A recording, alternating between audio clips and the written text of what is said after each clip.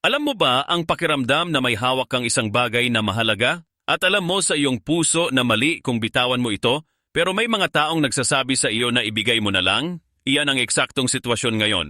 May isang manlalaro, isang lalaking tahimik, maasahan at buong pusong naglalaro.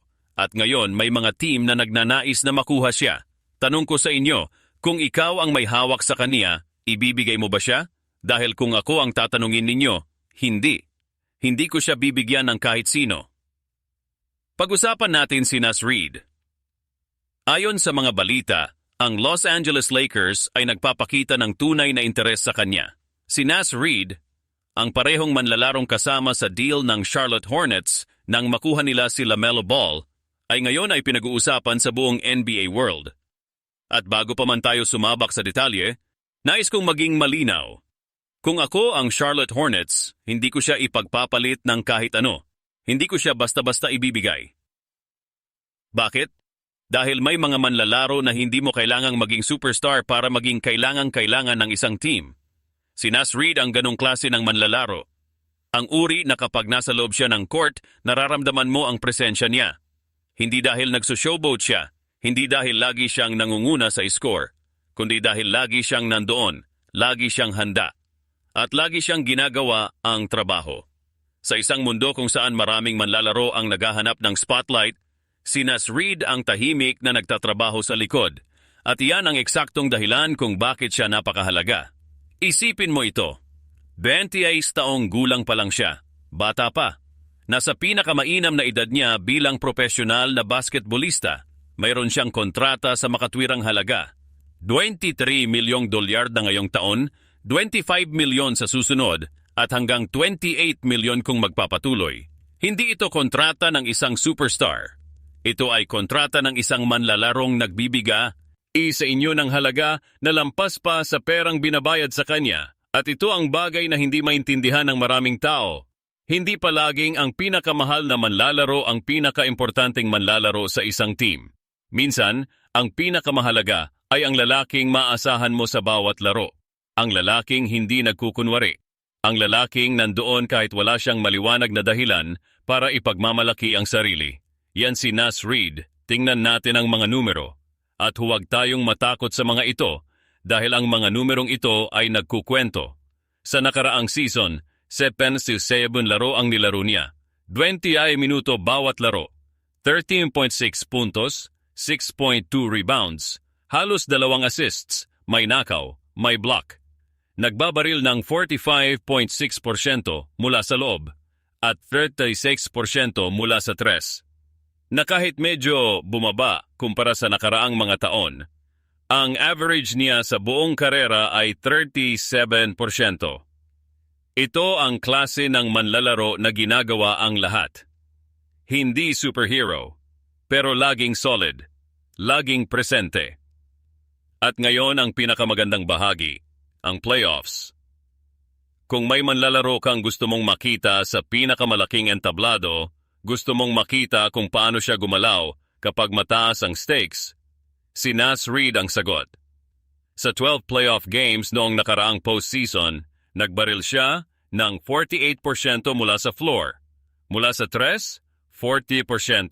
Sa buong playoff career niya, halos 39% na manlalaro siya mula sa labas. Nag-average siya ng 7.3 rebounds at 12.6 puntos. Isipin mo yon, mas magaling siya sa playoffs kaysa sa regular season. Ilang manlalaro ang masasabi mong ganon? Karamihan sa mga manlalaro ay natatakot sa pressure. Si Naz Reid ay lumalago sa pressure. Iyan ang uri ng taong gusto mo sa iyong tabi kapag kailangan mo ng panalo. Kung ang kwentong ito ay dumampi sa inyong puso bilang isang tagahanga ng basketball, ibahagi ninyo ito sa inyong mga kaibigan na mahilig sa laro. Dahil ang mga kwentong katulad nito, tungkol sa mga manlalarong nagtatrabaho ng walang ingay, ng walang palakpakan, ng walang eksena, ang mga kwentong ito ay kailangang marinig ng lahat. Ngayon, pag-usapan natin ang versatilidad, dahil ito ang isa pang dahilan kung bakit si Naz Reid ay napaka-espesyal. Hindi siya isang uri lang ng manlalaro. Hindi siya nakatali sa isang posisyon. Kaya niyang maglaro bilang power forward. Kaya niyang tumayo bilang center.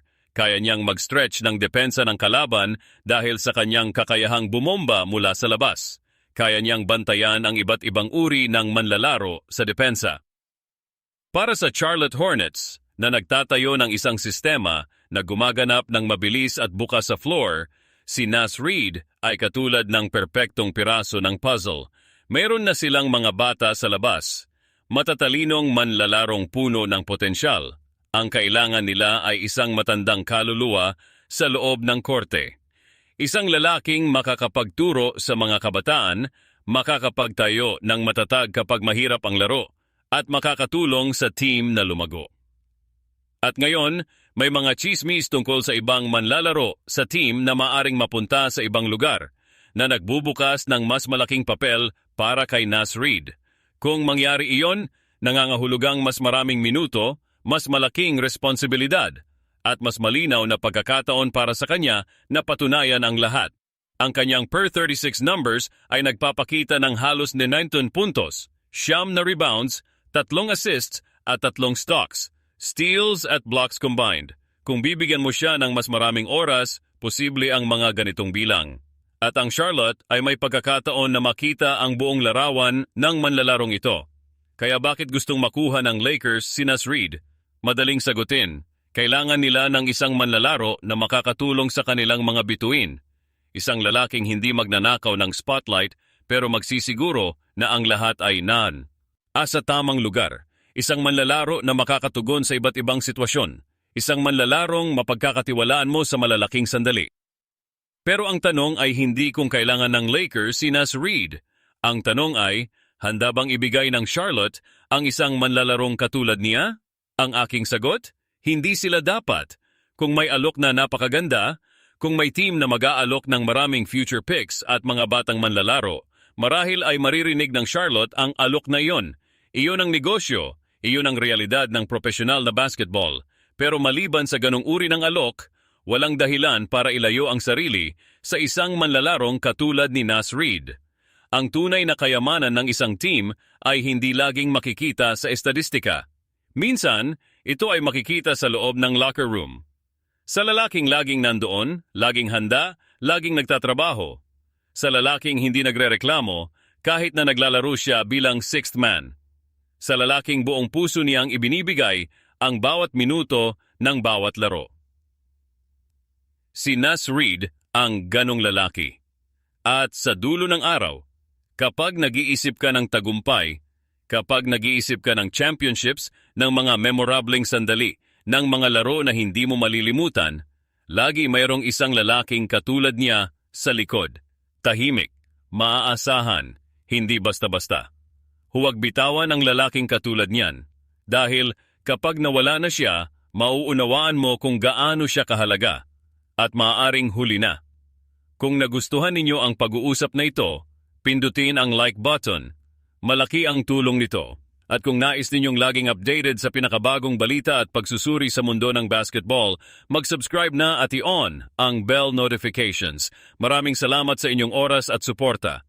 Hanggang sa susunod na video, ingat kayo